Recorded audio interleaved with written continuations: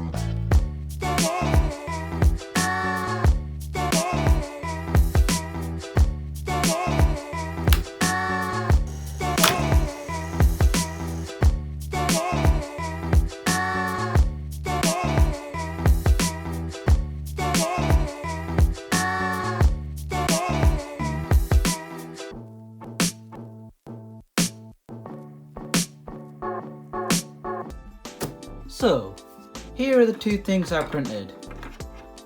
The subscribe thingy and the benchy. First things first, the benchy.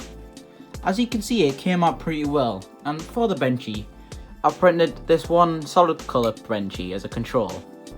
They've got the exact same settings, and the only thing that's different about it is that this one I paused halfway through and swapped the colors, and this one I just let it print for like an hour. And if you look closely, there's very little difference. In fact, they're pretty much identical. They've got the same issues, kinda, with the zits or bubbles or something over here. They've got like all the same marks, I guess. And they've got like the same drooping down here. That could be because of my retraction settings, which I'm going to be changing later on. But they're pretty much photo identical, except for this one being a different colour halfway through. I think it kind of looks pretty nice. A bit weird, but it's alright. So for the subscribe button thing, it came out pretty well, except for the first layer. I don't think it adhered properly, but it's fine, because you're not really be looking at it. Anyway, for this one, I modelled it really quickly on Fusion 360 as one model. And then as it was printing, like with the benchy, I paused it, but unlike the benchy, this has lettering on it. Well, clear lettering. And as soon as I noticed that I was doing the subscribe word thing, I took out the red filament and put in the white. And if you look closely, you can see like one or two layers where I didn't notice in time, and it's still like red, like the first few layers. And there are some issues like here next to the E and the B at the end, where a bit too much extrusion happened, and the plastic kind of ruined it a bit, but you can't really notice that.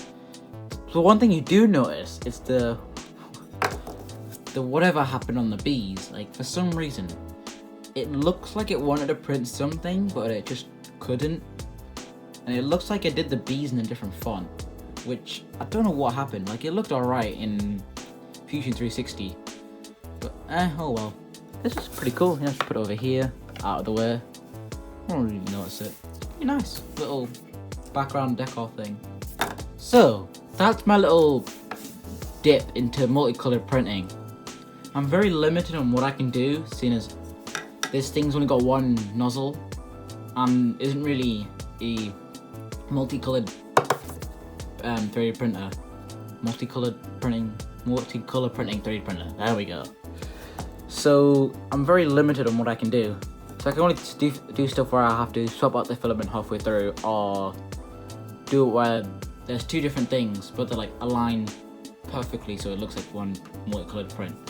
Anyway, because of those limitations, I will have to wait a bit, I guess, until I do another multicolored print, unless I have another idea in which I can use this printer to print multicolored things.